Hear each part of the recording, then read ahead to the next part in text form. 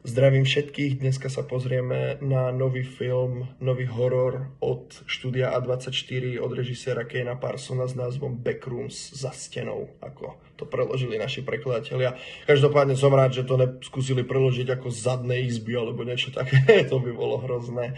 Každopádne jedná sa o film, ktorý natočil youtuber, natočil to chlapík, ktorý kedysi z vlastného vrecka točil filmy o Backrooms a teraz za ním prišlo štúdio A24 a dali mu 10 miliónový budget, ak sa nemýlim, aby natočil plnohodnotný horor. Trošku by som povedal podobná situácia, ako sme mali pri Obsession, avšak na rozdiel od Obsession tuto máme veľkých hercov, tu máme dvoch reálne známych hercov, máme tu Renée Trainsway, ktorá za mňa absolútne žiarila v minuloročnom citová hodnota, a takisto tu máme Chiwetel'a Ejiophora, čo je proste herecká stolica v Hollywoode. 2012, Doctor Strange, Potomkovia ľudí, 12 rokov otrokom, za čo bol aj na Oscara nominovaný. Je to skvelý herec. No toto bol za mňa materiál na to, aby to bol skvelý film. Ako to dopadlo? Dobre. Priznám sa, není som veľmi dotknutý lórom celého Backrooms, nepoznám veľmi nejaké detaily, viem, ako to vzniklo cca.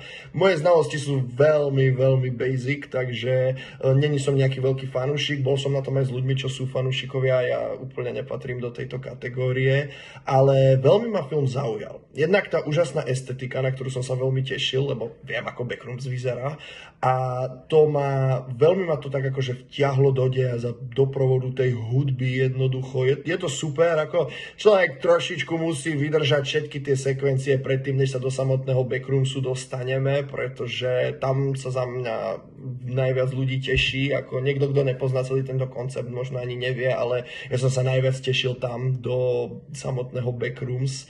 A keď už tam dojdeme, tak je to super, ten dizajn tých miest, aj jednotlivé tie scény za mňa sú že úplne úžasné.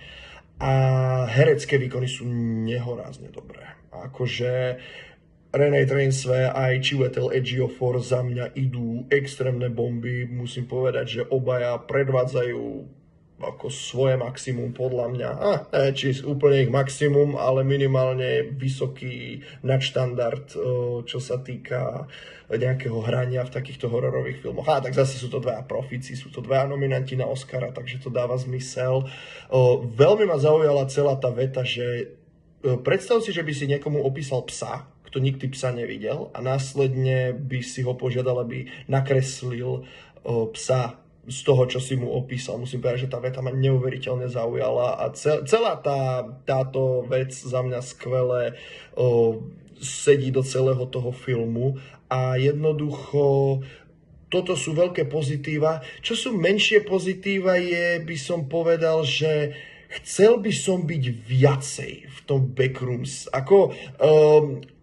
Sme tam málo, není to, že by sme tam boli, ja neviem, na dve scény, alebo neviem čo všetko, ale chcel by som byť viacej v celom tom svete a chcel by som vidieť ďalej. Normálne som mal chuť vojsť do filmu a objavovať všetky tie jednotlivé miestnosti a zisťovať, čo sa za nimi skrýva, pretože ma to neuveriteľne zaujímalo. Záverečná asi 10 minútovka, neuveriteľne napínavá, skvelá a pár scénok je tu hodne znepokojivých, takže by som všetkých varoval, aby zvážili pred sledovaním tohto filmu. Prečítajte si na IMDb, že Parents Guide, tak tam máte violence a gore, tak tam si prečítajte, že či to je niečo, čo ste schopní zvládnuť. Aj takisto znova, je to strach, potenciálne vám to môže niečo spôsobiť, takže nezakopnite kvôli hororu, tak by som to zhodnotil. A páčilo sa mi to veľmi, len som si celý čas hovoril, že chcel by som viac. Ja viem, že to už som hovoril, ale toto je to, čo najviac mám na srdci, čo sa týka ohľadom toho filmu. Krásna estetika, výborné dialógy, výborné herecké výkony. Želal by som si, aby toho bolo viac. A ešte chcem veľmi pochváliť celý ten koncept s tým found footage, ktorý teda není celý čas v tom filme, priznám sa, ja som není úplne veľký found footage fanúšik, čiže bol som taký šeliaký, keď začal ten found footage, ale vo výslednom dojme, keď sa na to spätne pozriem, tak to myslím si, že fungovalo výborne a to je veľké pozitívum a jednoducho, áno. Takže pokiaľ máte možnosť, zajdite si na Backrooms, pokiaľ myslíte, že by ste nezvládli kino, tak doma, ak nezvládnete ani doma, tak to nepozerajte. Ďakujem, že ste ma počúvali a dúfam, že sa počujeme aj niekedy na budúce. Majte sa.